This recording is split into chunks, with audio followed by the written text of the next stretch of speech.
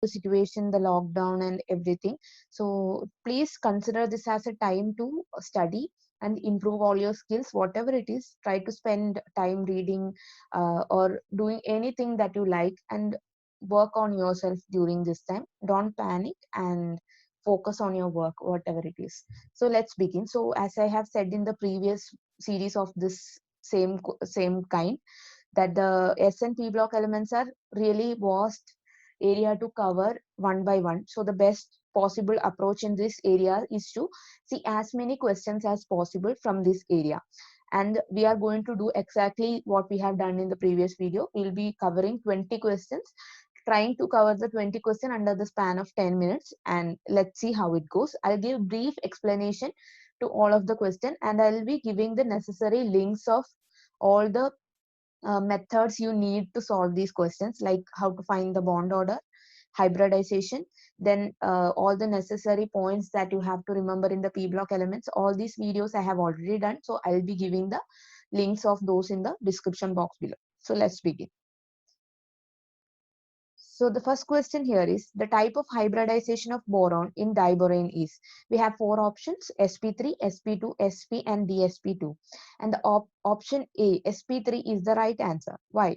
Because in diborane, it is the kind of bond is known as three-centered two-electron bonds. In this, each of the boron is bonded to four other hydrogen atoms, and each of the boron becomes a tetrahedral geometry corresponding to the sp3 hybridization, and as a result the diborane as a whole also become sp3 hybridized.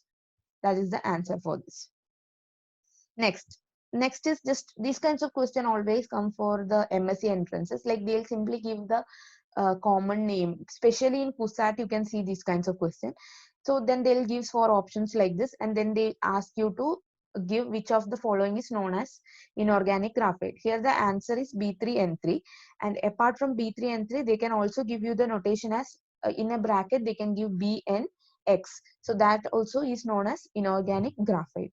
So the answer is boron nitride, B3N3. The equal number of boron and nitrogen should be there. Yes. Now we will go to the next question. So the third question is, which of the following S block elements is the strongest reducing agent in aqueous solution? Rubidium, lithium, potassium and sodium. So we have the previously we have used this question once, and during that time you all expressed some of the doubt. So in order to clarify, I have included this question once again. The answer is lithium. Lithium is the strongest reducing agent in aqueous solution. So in lithium, when we are considering aqueous solution, the two things that we have to keep in mind is ionization energy and heats of hydration. Being very small in size, lithium when mixed with when in aqueous solution will be having great hydration enthalpy, and this hydration enthalpy will compensate for the very high ionization energy, and as a result it becomes the strongest reducing agent in aqueous solution. So the 2 points are, being small, it is having high hydration enthalpy, and the hydration enthalpy compensate for the high ionization energy. As a result, lithium is the strongest reducing agent in aqueous solution. Now the fourth question, Sexkew oxides is said to be the double oxide of, and as I said, these kinds of questions are also really important in organic chemistry, especially for the MSc entrances. This problem arises that you have to remember certain terms like this. So we will be trying to cover many such questions in the coming days also. So the options are peroxide, superoxide, oxide, superoxide, peroxide, oxide, peroxide, disuperoxide. So the answer is option D, peroxide and disuperoxide. So I can give an example here. So the example of sesquioxide oxide is Rb2O3, and it can be formulated as Rb plus 4 O2 2 minus, sorry, here I have just written it in the wrong way. It is O2 2 minus and O2 minus twice. So you can see here O2 2 minus is peroxide and O2 minus is superoxide, and the superoxide O2 minus is 2 times, so that is disuperoxide. Again, once again I'll explain. O2 2 minus corresponds to peroxide and O2 minus twice is disuperoxide. As a result, this is one of the example of this kind of double oxide. Now we'll go to the fifth question. Here the fifth question is, which of the following is not a paramagnetic species? As I said, I will give the link of how to find the diamagnetism, paramagnetism, bond order, etc. in the description box. Please do watch those. So the answer here is very simple. It is Cl minus. So chlorine is having a configuration of 3s to 3p5, and in that case there is one unpaired electron, and when it gains one electron, it becomes 3s to 3p6, which is stable and paired, so diamagnetic. Paramagnetic species have at least one unpaired electron, and diamagnetic species, all the electrons should be paired. So Cl minus has all the electrons paired, and as a result it is diamagnetic and not a paramagnetic species. Now to the sixth question. So in the sixth question, CO bond length is minimum in which of the following? CO2, CO3, 2 minus, HCO minus, and CO. So the answer is option D, CO. So this is having a direct relationship between with the bond order. So bond length is inversely proportional to the bond order. So the greater the bond order, smaller will be the bond length. Here the bond order of CO is the maximum, and as a result the bond length varies in the order. CO3 2 minus have greater bond length than CO2, greater than CO, and the reverse will be true for the order of bond order. And as I said, you can find the link in the description box how to find the bond order easily, the shortcut to find the bond order. I hope this is easy. You keep this in mind. Bond length is inversely proportional to the bond order. Now the next question is, which of the following oxides of potassium is not known? Option A, K2O, K2O4, KO2, and K2O2. So the answer is option B, K2O4, and the reason is O4 2 minus is not a non-species, and as a result K2O4 is not found. So we know K plus and O4 2 minus is present here, and O4 2 minus is not a non-species, and as a result we can say that K2O4 is not found. All the others are already found, all the other oxides are already available, and even the characterization of many of those with the properties are also available. So please keep this in mind if you come across this kind of a question in the future. Now the eighth question is, which of the following halide of calcium is insoluble in water? We have calcium fluoride, bromide, iodide, and chloride. That is, all the four halides are available. Then the answer is calcium fluoride, and the reason is fluoride is electronegative in nature, and so it is having the least bonding forces between Ca2 plus, and also the fluoride anions also are very strong, and so it cannot interact with water and be insoluble in water, cannot be dissolved in water.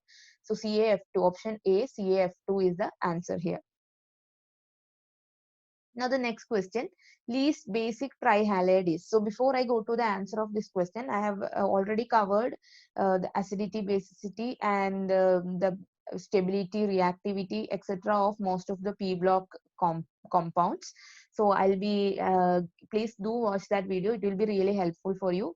Please make that as a chart and try to memorize that, because direct question from that video can be expected in especially in CUSET and other MSc entrances, and this is really important for even the 12th standard level exams, like for the UG people also. This is really important, so please do watch that video. And the answer here is option A, NF3. It is because for the basic, to be basic, the lone pair of nitrogen should be available for any incoming group. So the lone pair of electron on nitrogen is not available due to the very high electronegativity of fluorine in NF3, and as a result, that is the least basic trihalide out of the four given options. I hope it is clear. Now the 10th question, again you can see that this kind of chart in the previous video. So the most stable halic acid out of the four is, so we have all the four different types of halic acid: HClO3, HFO3, HiO3, and HBrO3. The answer is option C, HiO3. So here the point you have to keep in mind is stability increases with increasing size. So here I have a spelling mistake, so it is size. Stability is increasing with the increasing size and decrease with electronegativity. So we have a conflicting thing here, but we have to remember that here the size of iodine is the most, and so the stability is maximum for stability is maximum for HiO3, and also the least decrease with electronegativity. That means higher the electronegativity, lesser stable it will be. So the electronegativity is maximum for this fluorine. So definitely, and lowest for iodine. So both of this, considering both of this point, the most stable halic acid will be HiO3. Now we will go to the next question. So the 11th question, which among the following is most stable? We have Na3N, Li3N, Rb3N, and K3N. So the answer is option B, Li3N. So here the points you have to keep in mind is lithium is the smallest, and so lithium nitrate is stable because on forming Li3N, the overall reaction will be exothermic because of the lattice energy released during that process. And while in all other cases, like in Na3N, Rb3N, and K3N, during the formation of the nitride, the reaction is endothermic and they decompose very, very fastly. So as a result, due to the small size, high lattice energy is released on formation of lithium nitride, making it exothermic and therefore making it very stable nitride out of the alkali nitrides. Hope it is clear to you. All the others will get decomposed very quickly. Now let's move on to the 12th question. So here, which of the ions have maximum hydration energy?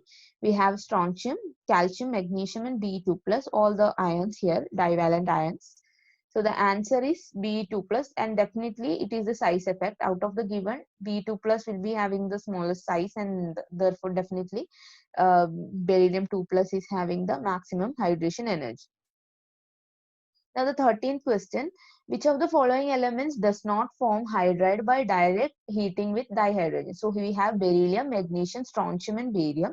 And the answer is option A, beryllium, because the oxidation potential of beryllium is very low, and so it cannot donate electrons to hydrogen very easily. So in order to react direct, form hydride by direct heating, it should be able to give the donate the electrons to hydrogen. But in this case, since it is having a very low oxidation potential, it cannot donate the electrons, and as a result, it cannot form hydride by direct heating with dihydrogen. So that now the next question is the decreasing values of bond angles from NH3 to SbH3 down the group 15 of the periodic table is due to. So before I discuss the answer, I have to tell you that many of these questions are taken from various examinations, like previous year question papers of IIT, AIEEE, and all those, and in some certain state entrance exams, and so on. So this will be definitely be helpful for you. Please cover all these questions. And yeah, we'll back to our question.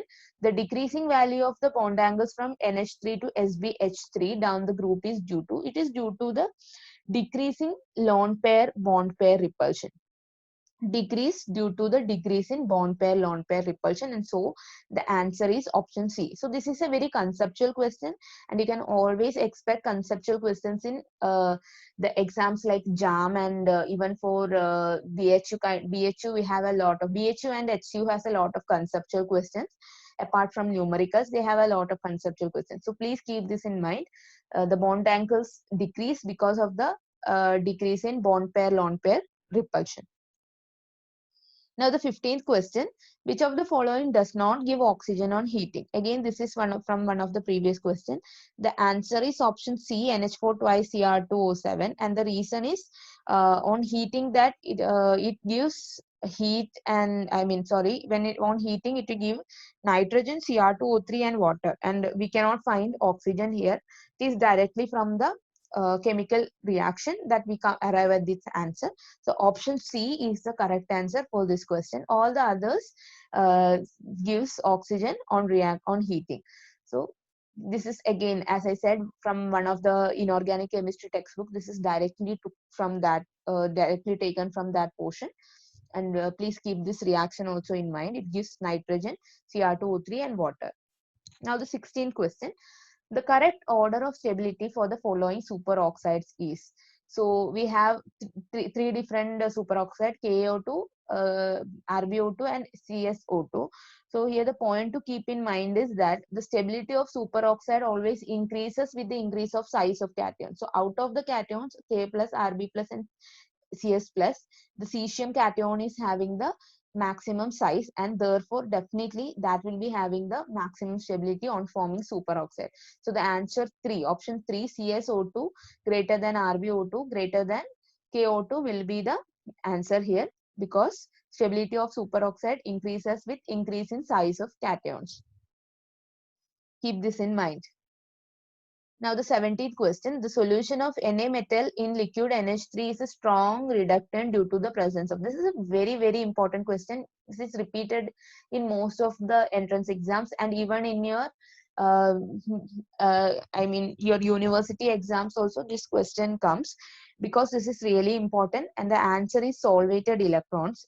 This will be intensely blue colored as well as good conductor of electricity apart from being strong reductant, and that is due to the solvated electrons, not just. And so there is an equation for that. I have done it. I have already written the reaction in one of the previous videos. I'll try to put the link of that S block series video in the end of this video. Please do watch that one as well. So very important. So solution of alkali metal in liquid and ammonia will be having solvated electron, which makes it strong reductance, gives it intense color, and makes them very good conductors of electricity. Please keep the point in mind. Now the 18th question is, P4O10 is the anhydride of. So this is again, as I said, you just have to be familiar with these kinds of questions. It is difficult to memorize all these things. So we'll be including more of these questions in the coming videos. So the answer here is H3PO4. P4O10, which is also known as phosphorus pentoxide, is formally an anhydride form of phosphoric acid, which is H3PO4. So it is an anhydride form of the phosphoric acid. Now the next question, the reaction of P4 with X leads selectively to the formation of P4O6, the X is. So here, in order to selectively form P4O6, we need controlled amount of oxygen to have this kind of a product.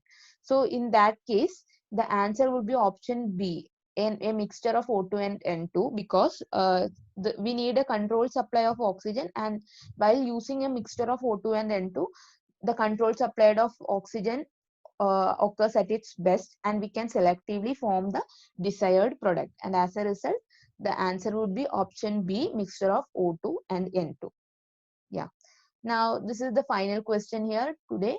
The Brown-Ring test for nitrates depends upon. So the answer here is definitely the reduction of nitrate to nitric oxide. And I have also given the reaction in below. The option C, reduction of nitrate to nitric oxide, is the answer here. And please keep this one in mind, because this is repeated viva questions in many of the practical examination as well. We are not just focusing on entrance. I am always trying to give you certain points that will be useful for you in all kinds of examination you face. So yeah, these are the questions that we have covered from the S and P block part today, but I'll continue to make videos on this part so that it will be helpful for you once you come across certain questions in the S and P block part. So I'm thinking to do either a previous year solution of HCU or Pondicherry University in the coming days, or I'll be completing one of the organic chemistry videos.